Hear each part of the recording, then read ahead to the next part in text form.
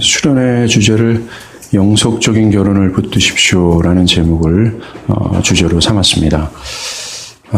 아직 결혼하지 않은 분들은 지금부터 제가 말씀드리는 결혼을 소망하길 바라며, 현재 결혼한 가정들은 우리 가정이 이 성경적 결혼으로 회복되기를 간구하며 말씀을 들으시길 바랍니다. 이 영속적인 결혼이란 영원히 지속되는 결혼을 의미합니다. 모든 것이 빠르게 지나고 사라지는 이런 시대 속에서 영원히 지속되는 결혼 관계는 상상하기가 참으로 힘듭니다.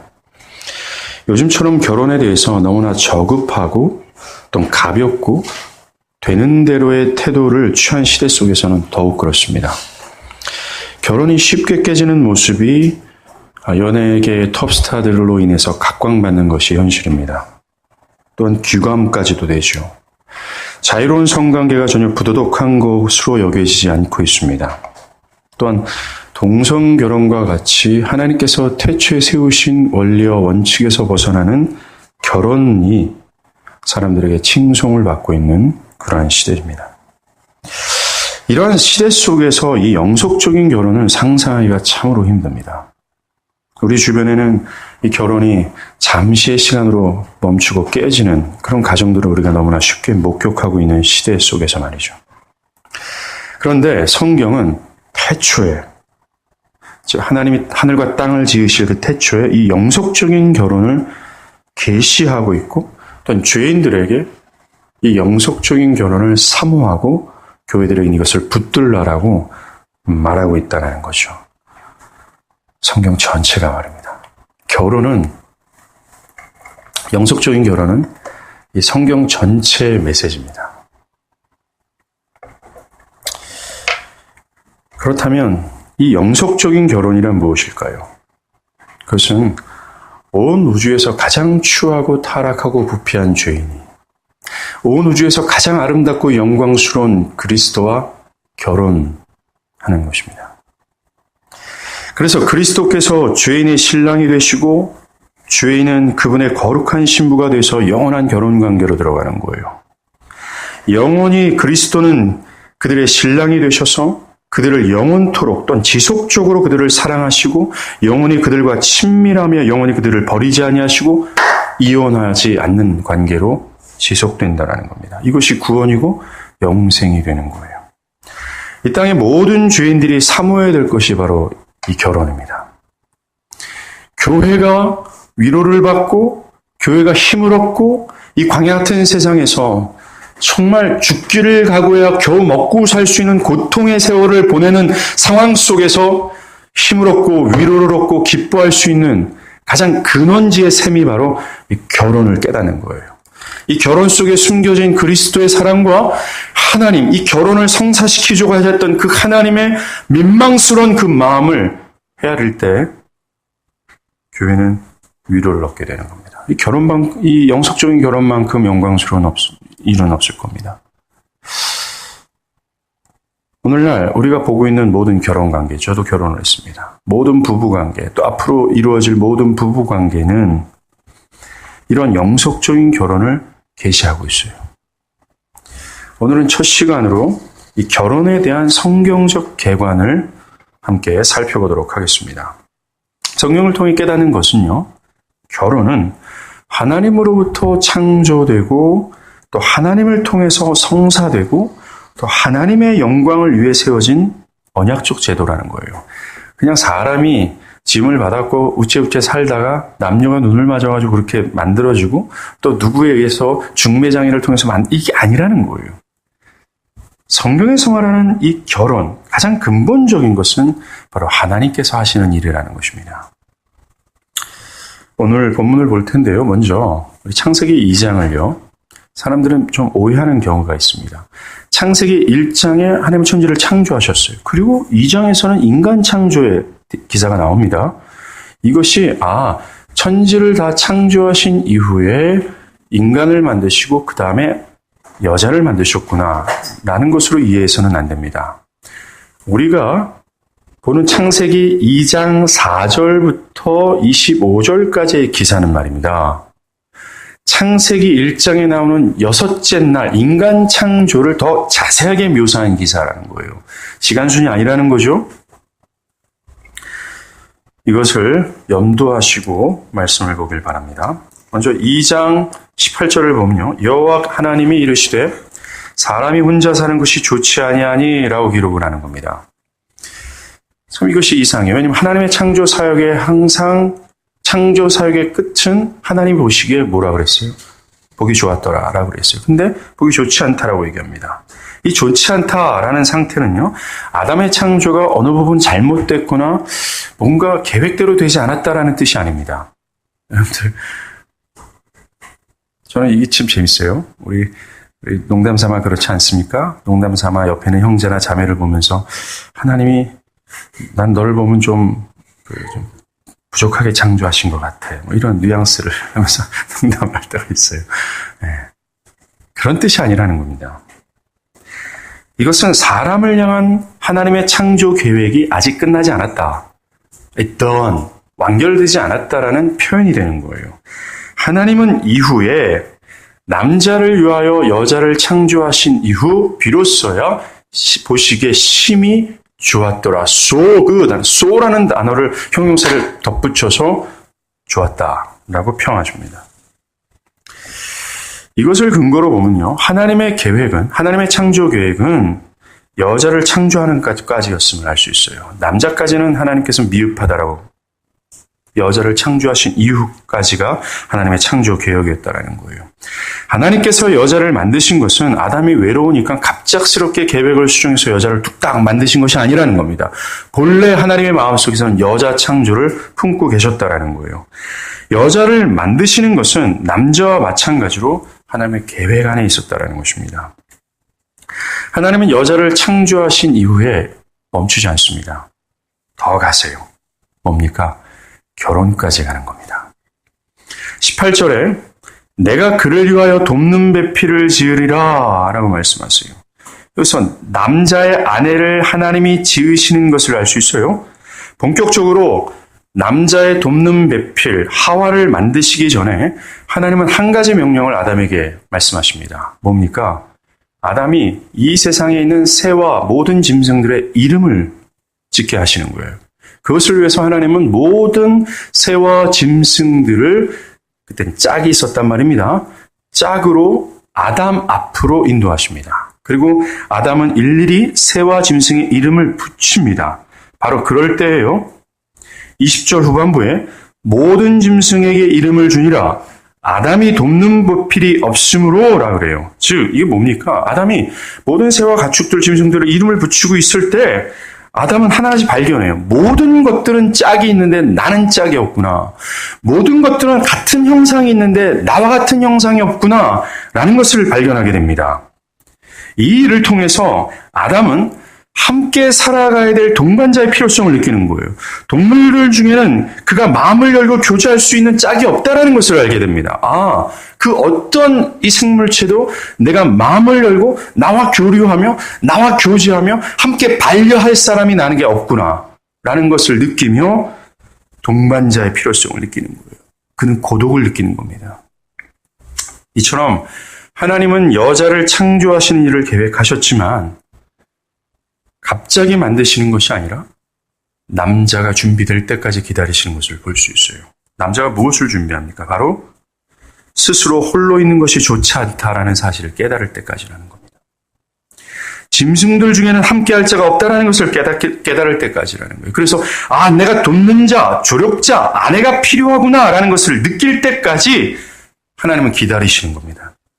그 후에야 하나님은 아담의 갈빗대 하나를 취하셔서 여자를 만드시는 거예요. 사랑하는 여러분, 여기서 잠깐 벗어나서 얘기해 볼까요? 아담과 하와, 남자와 여자, 그리스도와 교회를 예표합니다. 교회는 그리스도의 갈빗대 하나를 취하여 형성된 거예요. 생명을 취하여 세워졌고 또 우리는 그리스도의 갈빗대 하나까지밖에 안 돼요. 갈빗대 하나를 하나님께서 붙드시고 이제 어떻게 하는 줄 아십니까? 창세기 2장 21절과 22절에 이끌고 가세요. 아담에게 아담아 너의 배우자며 너의 반려자다 하면서 하나님 아버지께서 이끌어 가시고 친히 소개하시는 거예요. 중매쟁이가 되는 거죠. 이렇게 하나님이 배우자를 계획하셨고 그 배우자를 만드셨고 그 배우자를 이끄셔서 제정하신 것이 결혼이라는 거예요. 결혼은 모든 시작과 끝이 다 하나님이 하시는 일이라는 것입니다. 여기에서 우리는 진짜 중요한 이 영속적 결혼의 중요한 개념을 발견합니다. 뭡니까? 우리의 영속적인 결혼은 그리스도와 교회가 결혼하는 거예요. 태초에서 결혼을 계시하는 것처럼 우리 영속적인 결혼은 하나님의 계획 속에 있었습니다. 또한 하나님께서 모든 것을 이루신다라는 것을 증명해 주시는 거예요. 처음과 끝이 하나님의 결혼을 주관하시는 것처럼 아담의 결혼을 영속적인 결혼도 마찬가지라는 겁니다.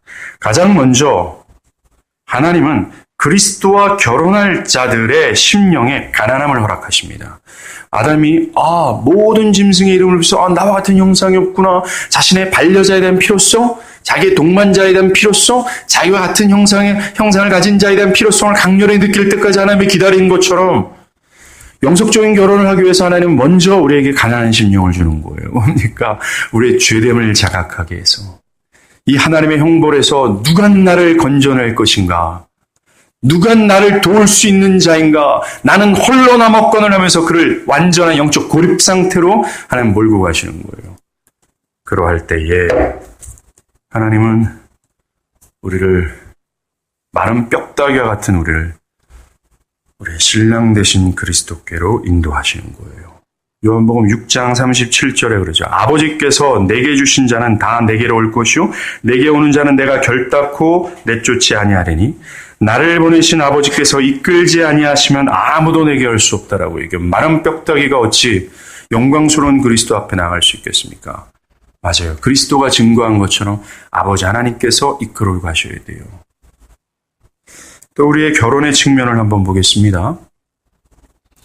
이 성경적 결혼은요, 이 남자와 여자가 고독 속에서 서로를 만날 때 그 결혼이 숭고해진다라는 것을 깨달을 수 있습니다. 서로가 자기를 돕는 배필에 대한 갈망함이 있을 때라는 거예요. 뭔가 필요성을 느끼고 이 로맨스에 깊이 빠져서 함께 하나님의 영광을 드러내고 싶어하는 그 반려자에 대한 갈망이 있을 때라는 겁니다. 그러나 이 죄로 오염된 사회 속에서는 이런 것을 찾아보기가 참으로 힘듭니다. 사람들은 자신의 고독을 쉽게 다른 것으로 해소해버리죠. 성적인 고독을 아무 여자나 남자를 만나서 손쉽게 충족시키고자 합니다. 이성의 만남이 굉장히 가벼워지고 즉흥적인 만남이 된 것이 현실입니다. 얼마나 그렇습니까? 자신의 돕는 배필에 대한 기다림과 목마름을 참지 못합니다. 돕는 배필을 만드시고 돕는 배필을 아담에게로 가서 직접 소개하시고 짝을 맺어주신 분이 하나님 자신이에요. 그런데 그 하나님께서 하시는 그 일을 기다리지 못하는 겁니다. 하나님께서 나의 배필을 예비하셨고 나의 배필을 나에게로 인도하시고 또 내가 그들에게 인도함을 받을 거라는 믿음이 없다는 거예요. 빨리 나의 힘과 나의 어떤 것이 개입해서 채워보려고 합니다. 저희 교회에 첫 번째 결혼한 가정이 있고 또 이제 앞으로 결혼할 가시적으로 보이는 가정이 예비 가정이 있는데 감사한 것은 이 두 가정이 결혼이 쉽지 않았다라는 겁니다. 두 가정 모두가 뭐라고 고백하냐면 하나님의 역사가 필요합니다. 부모님의 승낙이 안 떨어진다는 거죠. 분명히 여러분 이것이 하나님의 은혜라는 것을 기억합니다. 저도 마찬가지였습니다. 저도 결혼할 때 제가 가진 것이 뭐가 있겠습니까? 어떤 집안의 셋째 딸을 제가 아내로 맞아야 하는데 어떤 아버지가 순순히 허락하겠습니까? 굉장한 갈망이 있었어요. 하나님께서 해주셔야만 내가 저 반려자와 함께 살아갈 수 있다라는 갈급함을 하나님 나에게 허락하셨다는 것입니다.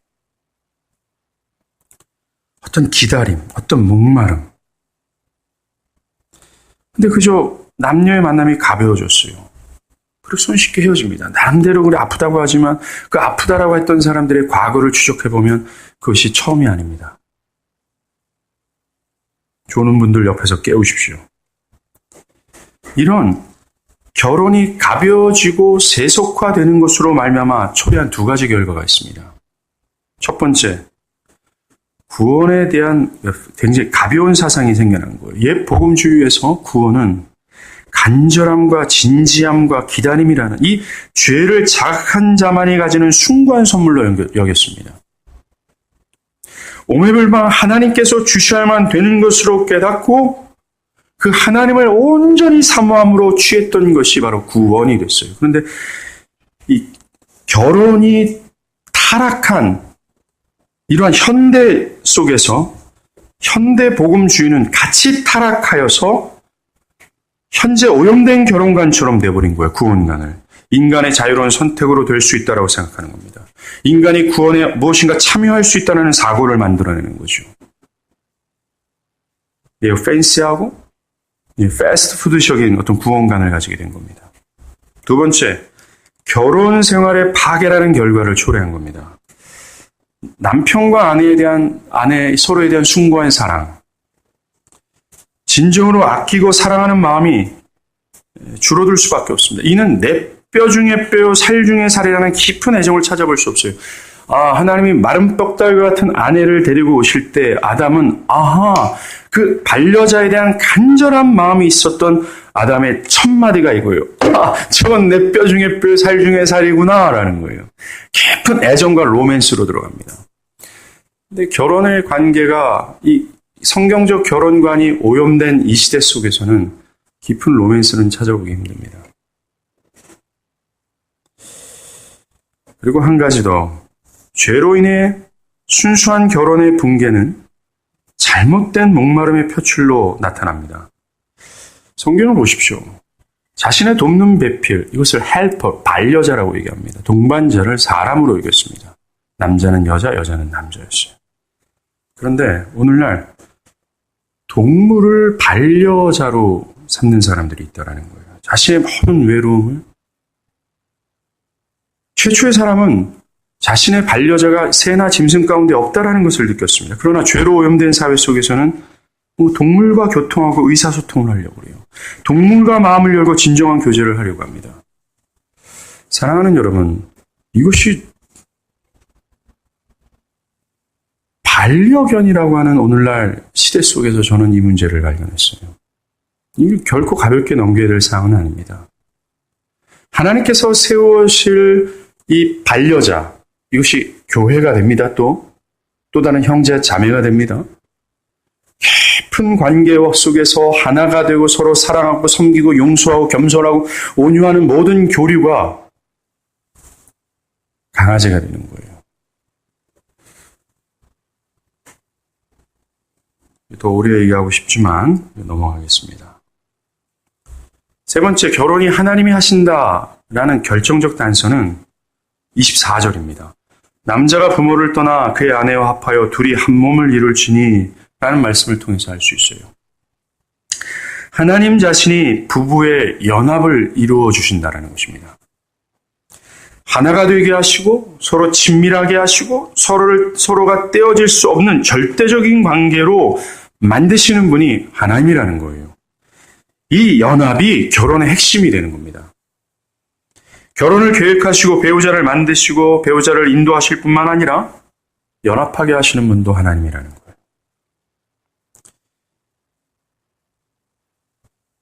이처럼 결혼은 인간이 만든 것이 아닙니다. 하나님의 창조 활동 속에 있었던 하나님의 창조물이라는 거예요. 또한 그것을 파괴하는 것도 인간이 할 수 없습니다. 예수님께서도 마가복음 10장 8절 9절에서 그러므로 하나님께서 짝지어 주신 것을 사람이 막을 수 없다라는 거예요. 결혼은 처음부터 말씀드렸지만 이 영속적인 결혼을 계시하기 위한 하나님의 창조물이며 또 하나님께서 친히 만드신 창조물이에요. 이것을 사람이 어떻게 할 수 없다라고 얘기합니다. 죄가 뭡니까? 하나님의 창조 원리와 원칙에서 벗어난 것을 죄라고 얘기합니다. 하나님께서 세우신 엄중한 결혼의 원칙과 원리에서 벗어나는 것을 죄라고 얘기하는 겁니다. 동성결혼이 왜 죄악인지를 여기서 우리는 발견할 수 있습니다. 이와 같이 진정한 영적 결혼, 이 그리스도와 교회가 하나가 되는 것, 그리스도와 죄인이 믿음으로 말미암아 연합되어지는 것도 하나님이 하신 일이라는 거예요. 은혜로 된다는 겁니다. 은혜로 말이죠. 교회를 선택하시는 것도 하나님이시고 교회를 그리스도께로 인도하는 것도 하나시며 또 교회를 그리스도와 연합시키는 것도 더 하나님이라는 거예요. 우리가 에베소 2장에서 이걸 봤잖아요. 허물과 죄로 죽었던 우리가 어찌 교회, 그리스도의 거룩한 신부가 됐느냐? 바로 믿는 신자 안에서 역사하는 이 비상한 하나님의 능력이라고 말씀드리지 않았습니까? 하나님의 은혜라는 겁니다. 결혼의 가장 중요한 사실은 그런 모든 창조가 왜 창조됐어요? 목적이 뭡니까? 하나님의 영광을 위해서라는 거예요. 그런 것처럼 결혼도 하나님께서 창조하신 것으로서 하나님의 영광을 위해서 존재하는 것입니다. 결혼이 성립됐을 때 하나님의 웅장한 창조 계획이 완결됐습니다. 오늘 본문에 보면요. 뭡니까? 하나님이 남자를 창조하시고 여자를 창조하시고 둘이 연합시킨 다음에 하나님의 모든 창조가 done, 끝났어요. 그때 결혼이 완성된과 동시에 하나님은 얘기합니다. So good, 심히 보시기에 좋았다라고 얘기합니다. 여러분들 이게 뭐예요? 하나님께서 이 세상의 모든 플랜을 여기서 그림자로 보여주는 겁니다. 이 세상의 모든 플랜의 done, 이게 끝, 완성이 뭡니까? 바로 교회가 영원한 결혼관계로 들어가는 거죠. 그리스도와 신랑 되신 그리스도와 결혼하여 그분의 혼인잔치로 들어갈 때 끝나는 겁니다. 그게 하나님의 완전한 안식의 상태로 들어가는 거예요. 헷갈리지 않길 바랍니다. 결혼 참으로 재밌어요. 결혼 참 신비롭습니다. 결혼은 가벼운 것이 아니죠. 결혼은 어떤 제도나 행사가 아닙니다. 하나님의 영광을 드러내는 거예요. 결혼은 이기적으로 남녀가 만나서 자신들 좋은 대로 자신의 미래를 어떻게 하면 윤택하게 할까 하는 제도가 아니라는 것입니다. 결혼의 가장 중요한 사명은 이걸 드러내는 거예요. 바로 교회와 그리스도의 관계를 계시하기 위한 것이라는 거예요. 이 결혼의 계시 속에 숨어져 있는 하나님의 뜻을 발견한 인물이 바울입니다. 한번 찾아볼게요. 에베소서 5장 31절과 33절 볼게요. 에베소서 5장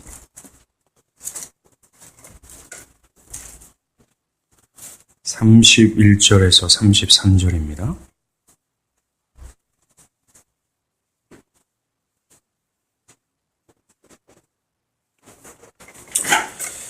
우리 한번 한 목소리로 읽겠습니다. 그러므로 사람이 부모를 떠나 그의 은혜와 합하여 그 둘이 한 육체가 될지니 이 비밀이 크도다. 나는 그리스도와 교회에 대하여 말하노라. 그러나 너희가 각각 자기의 아내 사랑하기를 자신같이 하고 아내도 자기 남편을 존경하라. 여기서 보면요. 그러므로 사람이 부모를 떠나 그의 아내와 합하여 그 둘이 한 육체가 될지니 이게 어디서 나왔습니까? 창세기 2장, 우리 오늘 나눈 본문입니다. 하나님이 결혼을 창조하시는 그 장면을 바울은 본 거예요. 그러면서 그 결혼이 어떤 비밀이 숨어 있는지를 바울이 발견한 겁니다. 예스! 아, 결혼이 이거였구나! 라고 해서 이 비밀이 크도다. 이 결혼 속에 담겨져 있는 비밀이 크도다. 나는 그리스도와 교회에 대해서 말한다라고 얘기합니다. 아, 그리스도와 교회 관계를 예표하는 거구나. 라고 깨닫는 겁니다. 그래요. 결혼은 그리스도와 교회 관계를 드러나는 겁니다. 결혼이 교회와 그리스도의 언약적 관계를 계시하고 있는 거예요. 이 영광스러운 사명을 드러내는 것이 결혼이 된다는 겁니다. 그리스도는 자신이 이 교회된 신부를 맞이하러 온 신랑이라고 말씀하십니다. 그리고 바울은 교회가 그리스도의 신부라고 고린도후서에서 말씀해요. 그리스도께서 자신의 교회된 이 신부된 교회를 취하기 위하여 그리스도께서 무엇을 하셨습니까? 바로 자기의 피로라는 거예요. 자기의 피로 교회를 사셔서 교회와 새 언약, 즉 영원히 취소되지 않을 결혼관계로 하나님 그리스도는 맺으셨고 들어가셨다라는 겁니다. 결혼을 위해 십자가의 희생이 개입됐다라는 거예요. 그리스도의 낮아짐, 고난, 죽음이 개입되어서 얻어진 것이 영속적인 결혼이 된다라는 겁니다. 그리고 결코 깨어지지 않는 결혼이라는 언약관계를 맺은 거예요. 절대로 취소되지 않고 변질되지 않는 영원한 사랑관계를 맺은 겁니다.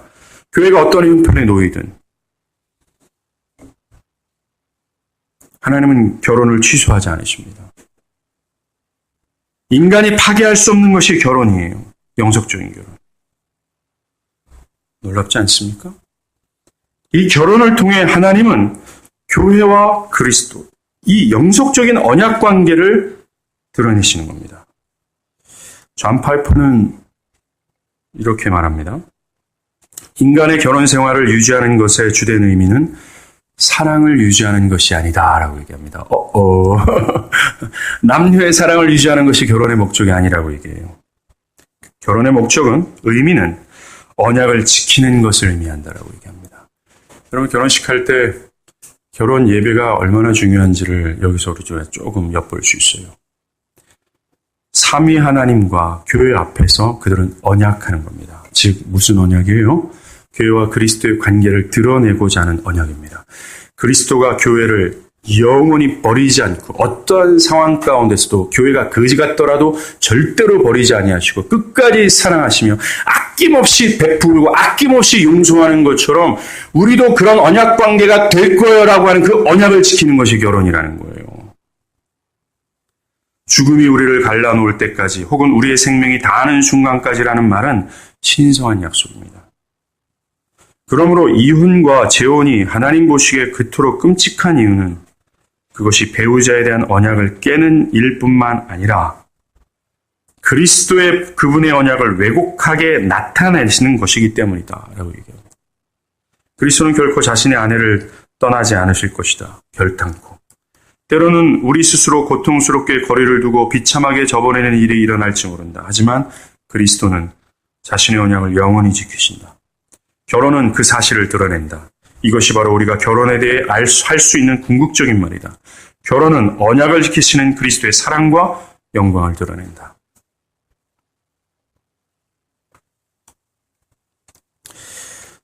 신부인 교회를 향한 그리스도의 그 희생적 헌신을 한번 보십시오.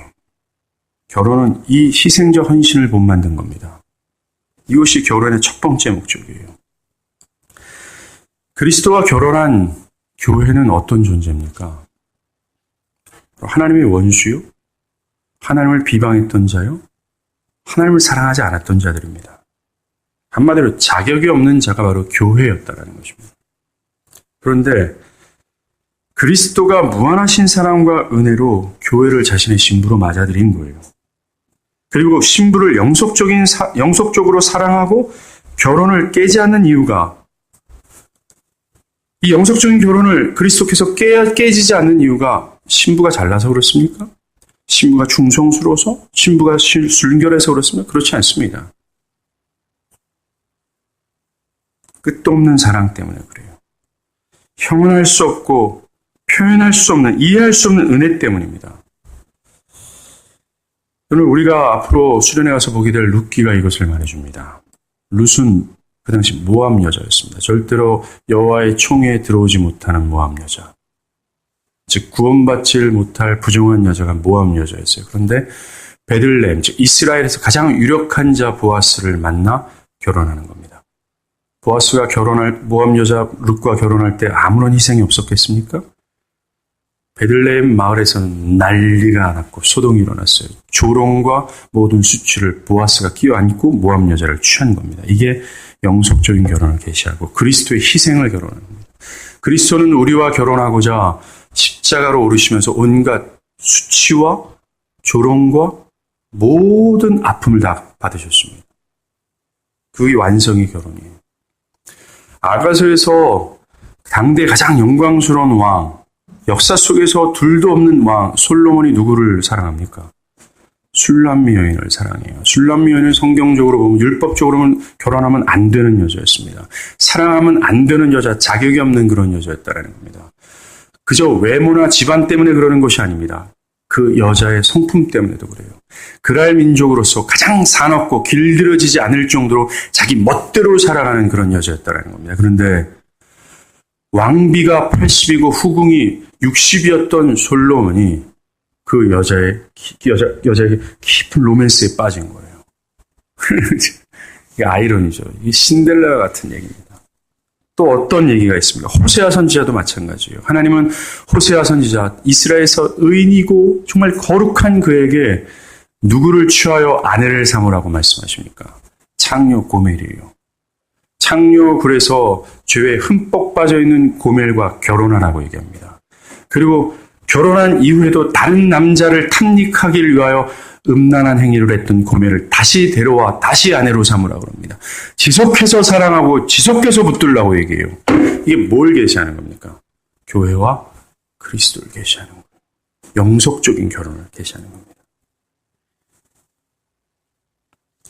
이 결혼이 영속적일 수 있는 이유는 교회 때문이 아닙니다. 그리스도의 사랑 때문에 그래요. 그리스도와 교회를 맞이하기 위해 그리스도의 피가 흘려졌어요. 이 피라는 단어는 그분의 희생이 압축된 거예요. 너무나 처절한 희생이었습니다. 자신의 모든 것을 아낌없이 쏟아부신 거예요.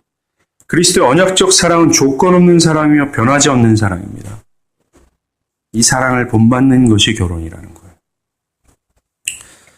사랑하는 여러분, 이 영속적인 결혼에서 계시되는 하나님의 사랑 있잖아요. 그리스도의 사랑. 이게 결혼이 곧 복음 아니겠습니까? 지금까지만 들어봐도. 복음에서 계시하는 하나님의 은혜와 사랑, 그리스도의 형용할 수 없는 사랑.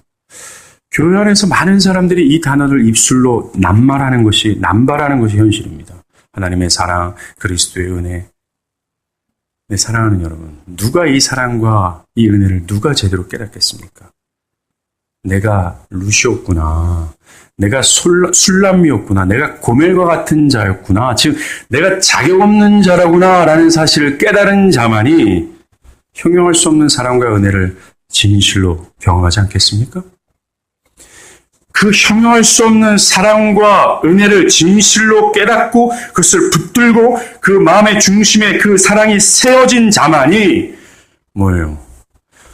어둡고 침침한 골짜기를 다닐지라도 두려워하지 않게 되는 거예요. 내일도 입히시고 내일도 먹이신다라고 하는 그 하나님에 대한 철저한 신뢰 가운데 살아가게 되는 겁니다. 풍랑이 있는 바닷 가운데 내가 홀로 남겨진다 할지라도 이렇게 사랑하시는 그리스도의 사랑으로 차고 넘치는 사람들은 스틸한다 그러잖아요. 조용할 것이다라고 얘기합니다. 내가 그곳에 뒤흔들리지 않을 거라고 얘기합니다. 풍랑으로 말미암아 내 영혼이 뒤집히고 두려워하고 벌벌 떨지 않는다라고 얘기해요. 담대할 거라고 얘기합니다.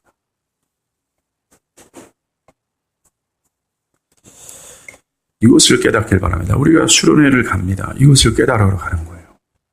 이것에 내가 압도되기를 사모하는 마음으로 올라가는 겁니다. 자, 이런 이 그리스도의 희생적 사랑이요, 이 부부관계까지 이어지는 겁니다. 하나님은 이 부부관계를 통해서, 결혼을 통해서 이것이 계속 이어지고 흘러가기를 바라는 거예요. 부부가 서로를 그리스도가 교회를 사랑하는 것처럼 사랑할 때 이 놀라운 계시를 흘러가게 되는 겁니다. 그런데 오늘날 배우자가 자신을 배신하거나 또 섭섭해하거나 해서 관계를 정리하고자 하는 사람들은 과연 이 사랑을 깨달은 사람이라고 말할 수 있을까요? 그리스도가 교회를 주구장창 사랑하고 고멜과 같은 교회를 사랑하는데 오늘날 이 사랑을 깨닫지 못한 부부들은 용납할 수 없습니다. 오늘날 수많은 파괴된 부부관계를 통해서 그리스도가 교회를 향했던 이 헌신적인 사랑이 보여줄 수 있을까요? 이 영속적인 사랑을 드러낼 수 있을까요? 못합니다. 결혼은 우리가 생각하는 것보다 더 숭고하고 영광스러운 의미를 담겨져 있어요. 아마 여러분들이 이제 앞으로 결혼을 하게 될 사람들이 많은데 지금도 결혼한 사람들이 있습니다. 이 결혼을 하나님께서 의도하신 영광스러운 결혼을 유지하는 것이 가장 중요하고 가장 힘든 여러분들의 미니스트리가 될 거예요. 저희 가정에 무슨 심각한 문제가 있어요 그런 건 아닙니다. 이건 진실입니다.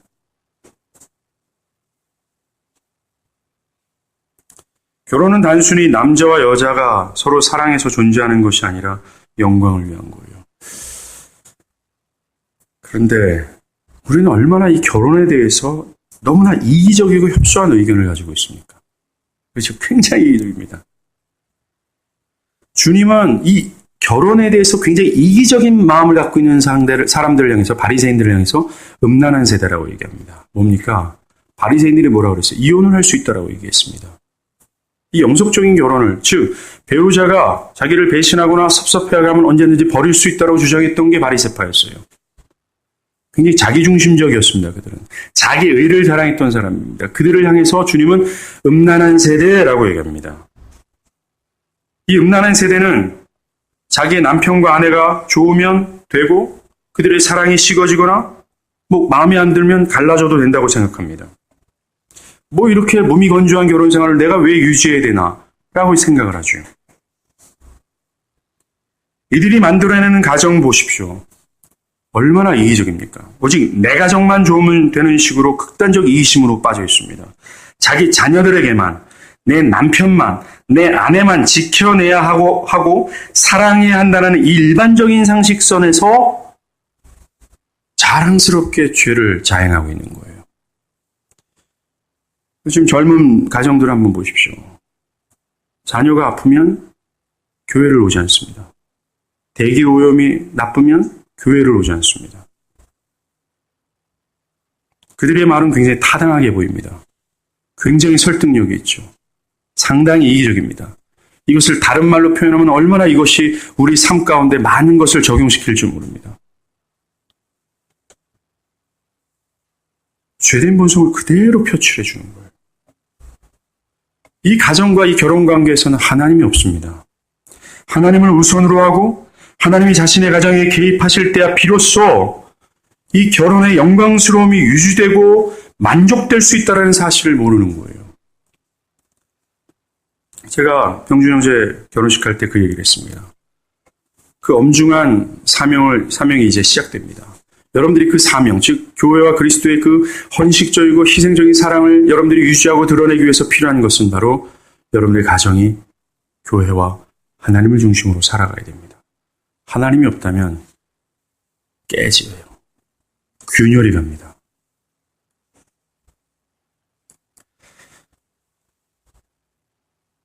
대부분 결혼을 하면요, 젊은 사람들은 하나님의 말씀을 따른다든가 교회를 이룬다든가 청년 시절 용맹을 떨칩니다.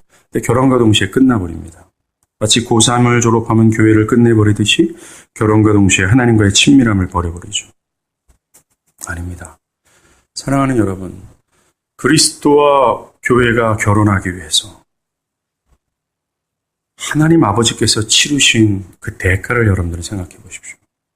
아들을 십자가에 걸으시고 그 아들을 아낌없이 이 그지 같은 신부와 결혼시키기 위하여 그 아버지께서 희생하신 마음을 한번 헤아려 보십시오.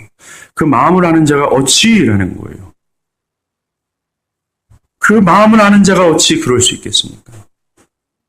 제가 기도하는 건 수련의 기간 동안 이 하나님 아버지의 마음을 발견하길 바랍니다. 여러분들이 자녀가 있어요. 정말 멋지게 길렀습니다.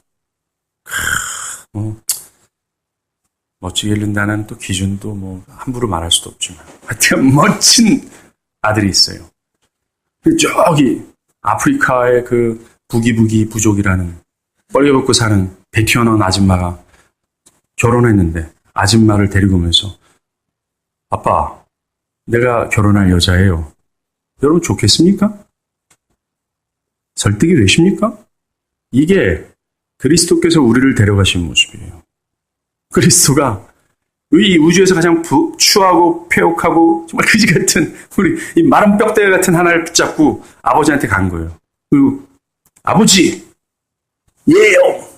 얘가 나랑 결혼할 신부입니다. 아버지의 마음을 헤아려 보셨습니까? 그 나룻벽대 같은 신부를 얻기 위하여 아버지는 아들을 내어주셨어요. 이게 복음입니다.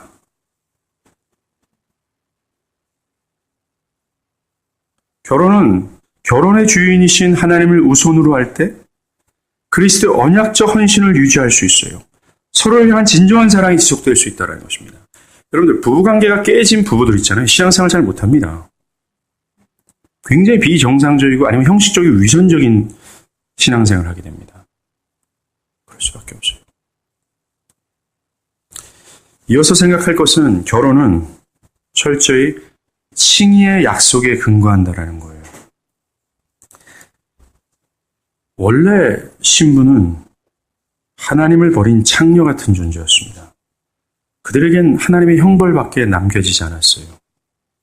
이런 죄인이 하나님의 형벌에서 벗어날 수 있는 길은 두 가지가 있습니다. 첫 번째, 그들의 모든 죄 책임이 다 사해져야 돼요. 즉, 죄를 내가 졌잖아요. 그럼 죄의 대가가 있지 않습니까? 그걸 다 치러내야 됩니다. 그리고 두 번째, 하나님이 요구하시는 완전한 의의를 가져야 돼요. 근데 우리가 잘 아는 것처럼 불가능하다라는 겁니다. 그러나 사랑 많으신 하나님은 창녀 같은 나 같은 자를 그리스도의 신부가 되게 하시기 위하여 아들을 내어주셨어요. 뭡니까? 첫 번째, 우리의 모든 죄를 다 치러내야 되는데 그것을 우리가 치러내게 하지 아니하시고 우리의 모든 죄악을 쏙 빼내어 아들에게 다 옮기시고 그 아들을 아들로 여기지 아니하시고 죄 덩어리로 여기시면 하나님의 모든 형벌, 진노를 쏟아붓는 거예요. 그것으로 말미암아 우리의 모든 죄가 클린업된 겁니다. 그리스도와 연합하여 십자가에 매다시고 우리를 죽이신 것이 아니라 우리를 대신하여 그리스도를 죽이신 거예요. 그래서 우리의 모든 죄값은 사라지는 겁니다. 우리의 죄된 모든 기록들이 말소가 되는 거예요. 아, 김영채 1922년 3월 21일 홍메시 이런 거, 이런 죄. 율법의 문서가 있어요. 그 모든 죄의 기록들이 말소가 되는 겁니다. 예수의 희생으로 다 사라지는 거예요. 어떠한 존재가 더 이상 우리를 참소하지 못합니다. 마귀가 우리의 죄를 가지고 참소할 수 없어요. 왜냐하면 예수가 십자가에서 당신의 대속적 죽음으로 우리의 죄를 다 말소시켰기 때문에 그래요. 우리가 찬양하는 거 있잖아요. 6월절 어린 양의 피로 우리의 죄가 사해졌네. 더 이상 우리의 원수는 우리를 정죄할 수 없다. 이게 성경적인 겁니다. 그리고 중요한 것이 있죠. 죄의 값을 치를 뿐만 아니라 완전한 의가 필요해요. 그것을 위해서 우리 신랑 되신 예수는 이 땅에 사시면서 우리를 위하여 완전한 의를 구축하셨습니다. 모든 율법의 의를 다 충족시켰다는 거예요.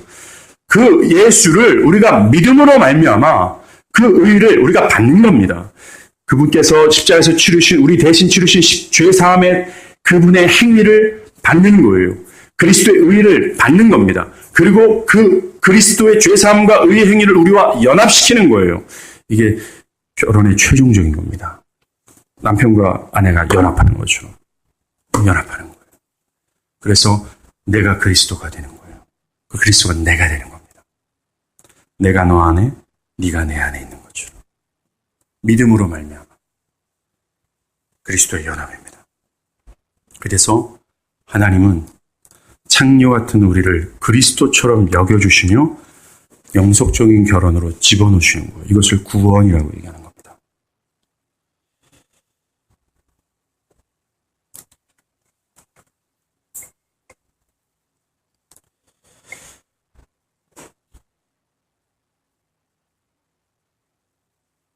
하나님은 이러한 칭의의 아름다움, 남편과 아내 사이에 증거되길 원해요. 골로새서 한번 찾아볼게요. 골로새서 3장 12절과 13절입니다.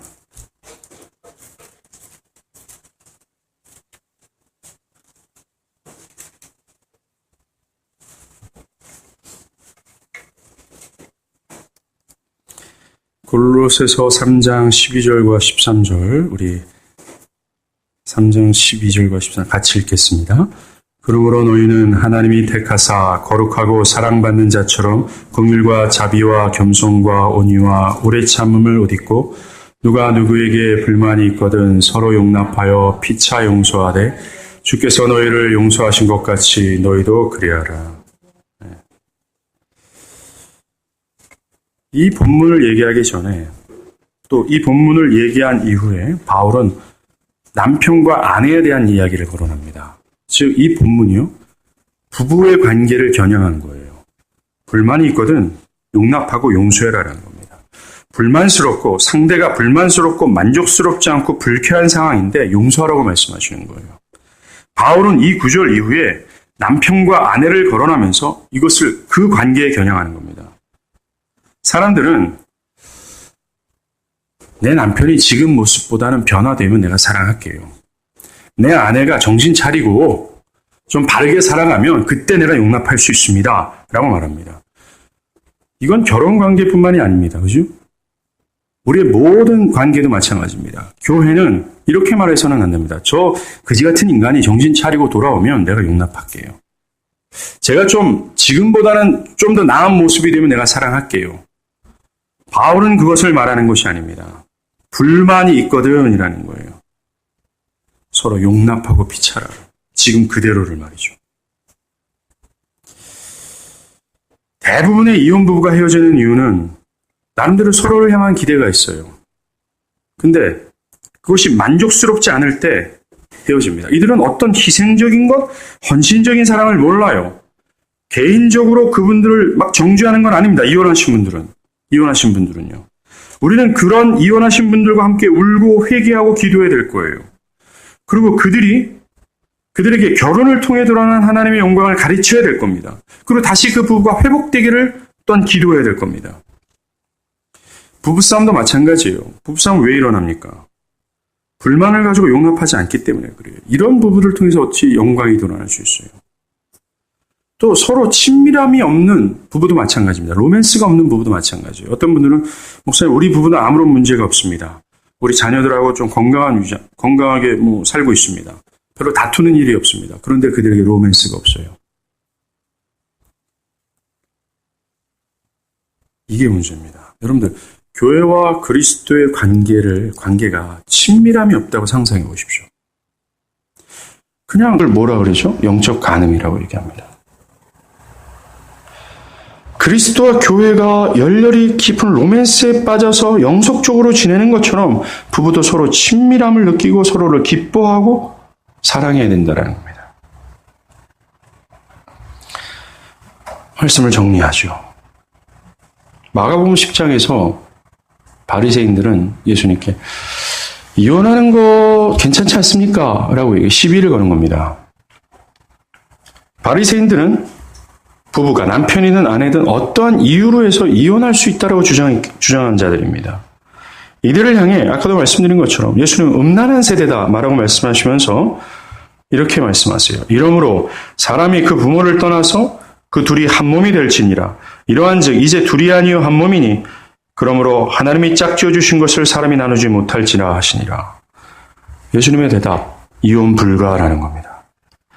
바리새인과 같은 사람들은요, 교회와 그리스도의 언약적 관계를 드러내는 결혼을 사람들이 어떠한 이유로 해서 파기할 수 있다고 주장하는 겁니다. 상대방이 불만족스럽거나 자기를 배신했거나 자기를 학대하면 충분히 이혼할 수 있다고 주장한다는 거죠. 이 말이 뭔지 아십니까? 교회가 예수를 배신하거나 교회가 영적으로 가난했거나 교회가 방황하게 되면 언제든지 예수가 교회를 버릴 수 있다는 의미를 하는 거예요. 예수는 결코 교회를 버리지 않습니다. 교회를 포기하지 않아요. 교회를 학대하지 않습니다. 언제나 사랑하십니다. 그러하기에 이 영속적인 결혼은 이혼이 안 된다라는 거예요. 그 영속적인 결혼을 바라보면서 주님 말씀하세요. 이혼은 안 된다라고요. 만약 그리스도와 교회가 이혼할 수 있다라고 그렇다면 이혼할 수 있습니다. 그런 건 있을 수 없는 일이죠. 그러나 바리새 같은 자들은 조건에 따라 결혼할 수 있고 조건에 따라 이혼할 수 있다고 생각해요. 왜요? 그들의 중심은 자기 중심이에요. 자기 중심에 따라 사람을 택할 수 있고 자기 중심입니다. 하나님의 법은 없어요. 다 자기 중심, 세속적인 탐욕스러운 눈을 가지고 다 배우자를 고르고 있다라는 겁니다. 자기 의로 가득 찬 사람들, 다 모든 조건과 생각들이 다 자기 중심이에요. 그래서 결혼을 해서도 자기가 불만스럽고 자기가 만족스럽지 않으면 이 결혼을 파기할 수 있다고 얘기를 하는 겁니다. 이건 알미니안 교리예요. 즉 교회가 그리스도를 사랑하다 그리스도를 배반하면 교회가 언제 그리스도가 교회를 버릴 수 있다는 교리죠. 사랑하는 여러분, 우리는 성경에서 정말 말하고 싶어하는 이 영속적인 결혼의 의미를 깨닫고 이 결혼으로 들어가기를 바라고, 또한 결혼한 자들은 이 결혼의 의미를 깨닫고 사랑이 압도되고 그 거룩하게 그 결혼을 붙들고 유지하기를 바라야 된다는 거예요. 이 세상에 존재하는 결혼은 이 땅에서만 존재하게 될 겁니다. 영원한 것이 아니라는 거예요. 그저 이 결혼은 영원한 결혼을 계시하는 수단일 뿐입니다. 결혼은 사라질 겁니다. 부활 이후에 현재 아내와 남편의 부부관계를 유지하지 않게 될 거라고 주님 말씀하셨기 때문에 그래요. 혼인하는 일도 없습니다. 더 이상 남자와 여자가 결혼할 이유가 사라졌어요. 왜 그렇습니까? 이 결혼이 계시하는 진정한 영속적인 결혼으로 우리가 들어가기 때문에 그렇습니다.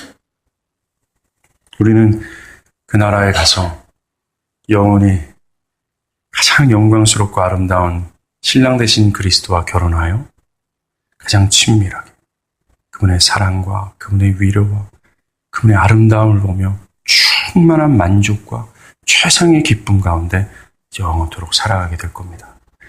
그 은혜를 누리게 되는 근본적인 원인은 우리에게 아무것도 없어요. 그리스도의 피 때문에 그렇습니다. 그분의 사랑을 찬양하십시오. 이번 수련회 기간에 이 영속적인 결혼을 사모하십시오. 룻기에서 보여주는 그 하나님의 무궁하신 은혜와 사랑에 내가 잠기기를 사모하십시오. 기도하겠습니다.